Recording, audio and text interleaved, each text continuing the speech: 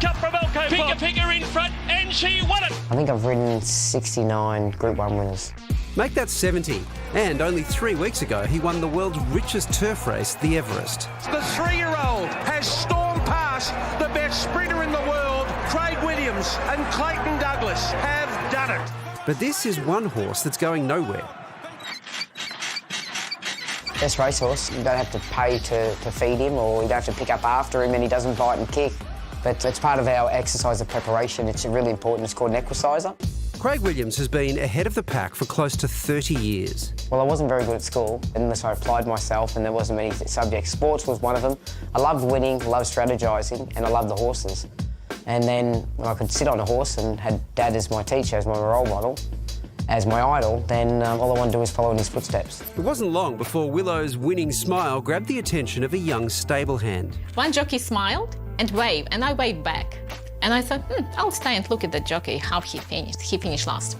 I chased Lisa. She told me she doesn't speak English, and I kept trying and persevering. That's why he married me, because I couldn't speak English. During their 14 years of marriage, Lace's discovered the downside of being a jockey's wife. But do you know what's the hardest part of being jockey's wife? Next to them, we always look a bit roundy and a bit puffy. As smart as you can weigh 55 kilos at 44 years of age. You're still next to them, you look a bit puffy. Next to him, I look like his mother.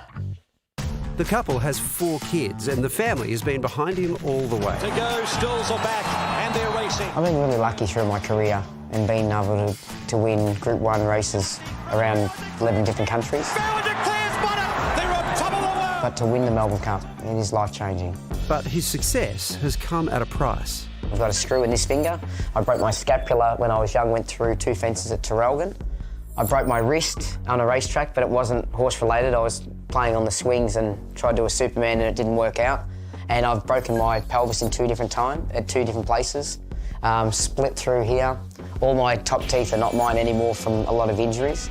And horses throwing their head up, and I broke my lower left leg. But I've been lucky because I've only had 1 head injury and my spine's been, luckily, been intact, so very lucky for a jockey who's been competing for going on 28 years.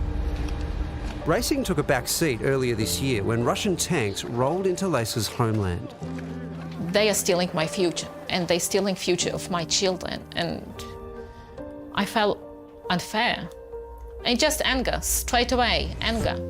Just arrived in Warsaw. This is the second lot of the operation. They turned that anger into action. Over the last 8 months, the family has travelled 3 times to Ukraine with van loads of clothing, medical supplies and other essentials. I love my job.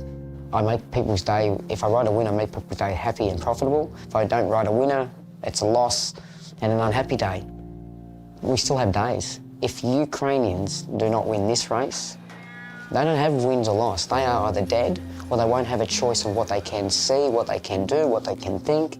It is really sad. Craig doesn't claim all the credit for his family's missions of mercy. If it wasn't for the thoroughbred racing industry, we wouldn't have been able to save as many lives over in Ukraine and make a difference. For now, Team Williams' focus has turned to the Spring Racing Carnival and winning their 2nd Melbourne Cup. Well, most of the time. You got the option of what you want to get into now. We want to get into them or snakes at the start? I've got a banana. What are you guys into? No, we're into snakes. Because there's so much banter and fun between Ian Ford and Jimmy Biggins. Sometimes I don't sleep, but I come home and I've had a good laugh anyway. Speed limit. You've been in every lane, Joe, huh? He's having a go at you, Jimmy. Mate, I play deaf and dumb with it idiot. Yeah, you do that well. Don't worry, mate. Just you sit in the back and just hold on to your thighs. Jimmy is great. So he used to drive my father to the races. Here's another Sugar. Are you going to hang on to the snakes for yourself, are you? Just No, and be the normal glutton that you are. You just shut up for a minute. It was 7 days before the race that Craig first met his mount, Huyamel. He says the bond between horse and rider could decide the outcome.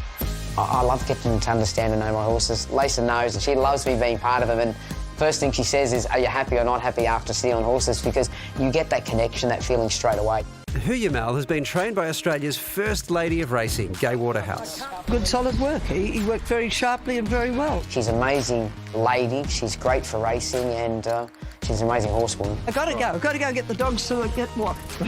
Whatever happens tomorrow, Craig plans to stay in the saddle for years to come. And this is his favourite time of year. It's a Melbourne Cup. It's great to be a part of it. And if you're lucky enough to win it, it's a race that changes your life.